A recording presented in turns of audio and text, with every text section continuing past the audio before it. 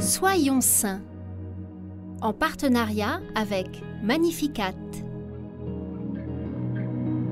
Belle fête au Vincent. Né en 1581 dans les Landes, Saint Vincent de Paul manifeste rapidement une vive intelligence. Sa famille étant très modeste, son père vend 2 bœufs afin de payer ses études à Dax puis Toulouse. Devenu prêtre, il est capturé par des pirates sur le chemin du retour et vendu comme esclave à Tunis à un alchimiste.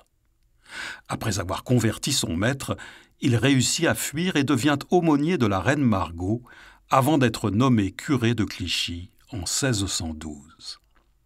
Puis il entre comme précepteur au service d'Emmanuel de Gondi, général des galères de France.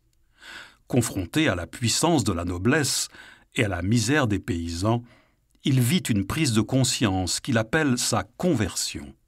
Il décide alors de dédier sa vie à ceux que le sort a laissés sans défense. Pour lutter contre la pauvreté, il fonde la première confrérie de la Charité en 1617 avec des dames de diverses conditions sociales. Puis il retourne servir le comte de Gondi et se fait missionnaire sur ses terres, ainsi qu'aumônier général des galères. Quelques années plus tard, Madame de Gondi met à sa disposition les finances nécessaires à l'évangélisation du monde rural. Ainsi, en 1632, Vincent peut créer une congrégation de prêtres missionnaires, les Lazaristes, avant de fonder les Filles de la Charité avec Sainte Louise de Marillac. Il crée des hôpitaux, des maisons pour les aliénés et les personnes âgées, ainsi qu'un établissement pour les enfants abandonnés.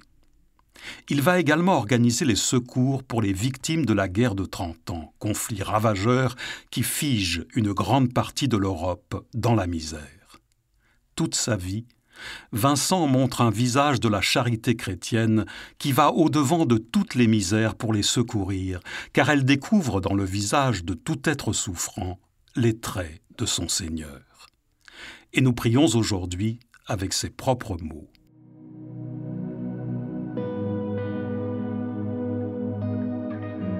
Seigneur, tirez-nous après vous. Faites-nous la grâce de suivre votre exemple et de regarder toutes choses comme vous les regardez. Avec vous, Seigneur, jamais rien ne nous manquera et jamais rien ne nous retiendra.